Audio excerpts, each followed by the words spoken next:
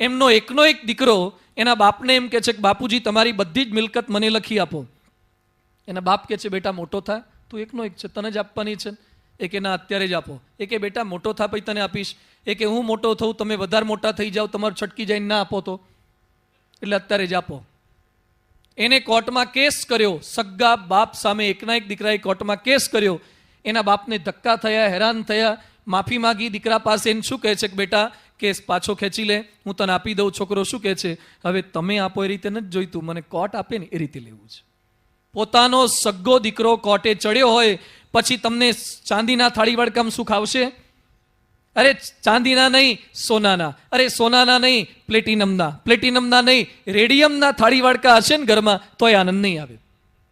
આનંદ થાળી વાડકામાં નથી. અહીંયા બેઠેલા ઘણા બધા જૂના હશે, પતરાવાળામાં ખાધેલું હશે. ખાધું જ ભાઈ? ઘણા બધા પતરાવાળામાં કોકના ઘેર જમણવારમાં જાય ને